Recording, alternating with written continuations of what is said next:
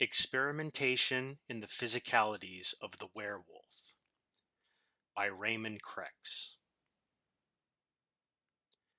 Far too many books such as this one begin with some sort of justification. Some reason for study is concocted in the hopes that the writer's obsession will be seen in a more noble light. I make no such pretensions. No werewolf killed my family.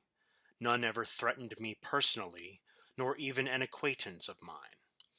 My obsession is born out of simple curiosity with a strong dose of hatred for the unnatural. Is it possible to hate something without having been done harm by it? I am no philosopher, and thus here ends my introduction. On with my studies. I have endeavored, over the course of several decades, to perform a complete study of the physical nature of the creatures we call werewolves. I overlook entirely the origins of this plague, whether it is acquired voluntarily or inflicted, and how one might be cured. Such matters are filled with too much guesswork and rambling second-hand inanities from farmhands. Subject A. Captured in Morrowind while in beast form. Makeup, male, Breton in his true form. Notes. Subject shows an unusually high degree of control over his transformations. Experiment 1.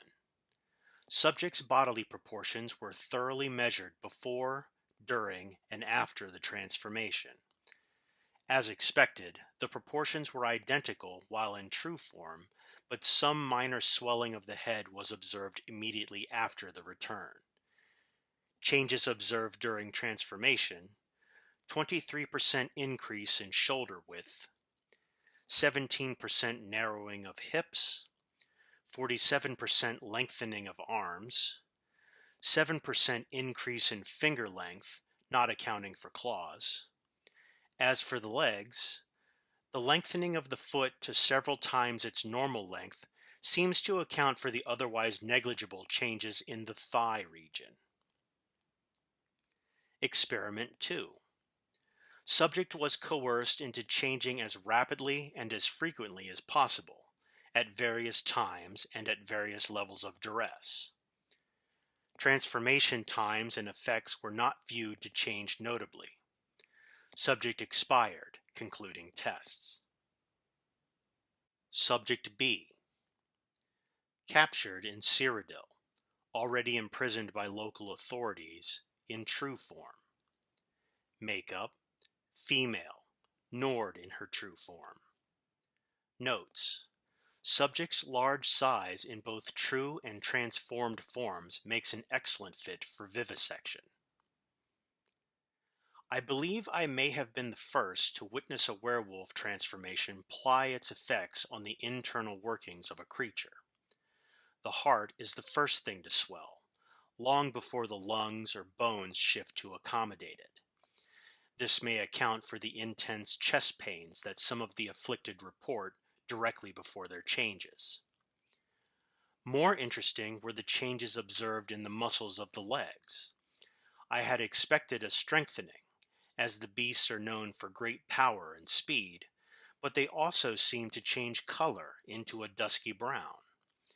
This could also be attributed to blood loss from the procedures. Before the subject expired, I worked applying some known remedies for the disease directly to internal organs. Wolfsbane petals applied to the bones seemed to render them brittle, and the ribcage nearly collapsed at the touch.